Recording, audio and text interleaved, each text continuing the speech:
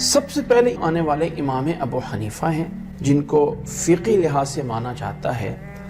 امام ابو حنیفہ رحمہ اللہ کے بارے میں کچھ لوگوں کی رائے یہ ہے کہ وہ شاید تابعی بھی ہیں، انہوں نے کسی صحابی کو بھی کسی کو دیکھا ہے، لیکن اس رائے میں بھی اختلاف ہے۔ لیکن امام ابو حنیفہ رحمہ اللہ نے اپنے دور میں اپنے ہاتھ سے کوئی کتاب نہیں لکھی ہے، ایک کتاب بھی نہیں لکھی ہے۔ ایک کتاب کے بارے میں اختلاف ہے کہ انہوں نے لکھی ہے یا نہیں لکھی ہے، فقہ الاکبر کے نام سے عقیدے کی کتاب ہے، کہ یہ بھی انہوں نے لکھی ہے یا کسی اور نے لکھی ہے۔ انہوں نے صرف آگے شاگردوں کو پڑھایا ہے، لیکن ان کی اہمیت اس لیے ہو گئی کہ حکومت میں انہیں چیف جسٹس کا عہدہ دیا گیا تھا۔ اسلامی ریاست کے اندر جو ایک بڑا جج ہوتا ہے وہ انہیں بنایا گیا تھا۔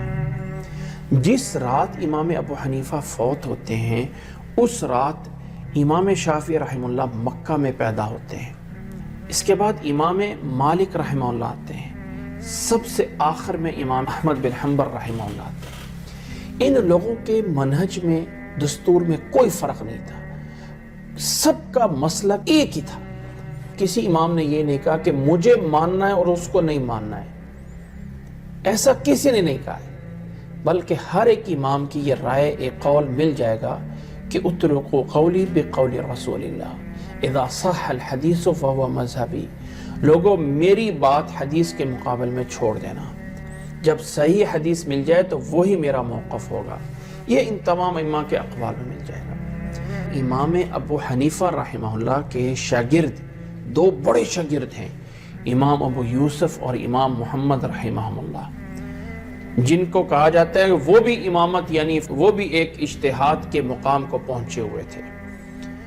انہوں نے اپنے امام کی 2/3 مسائل میں اختلاف کیا۔ امام ابو حنیفہ یہ کہتا ہے، امام محمد یہ کہتا ہے، امام ابو حنیفہ یہ کہتا ہے، امام ابو یوسف کہتا ہے۔ یہ فقہ کی کتابیں بھری پڑی ہیں اس سے۔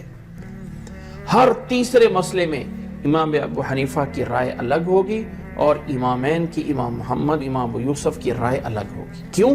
کہ بعد میں ان کو حدیث مل گئی۔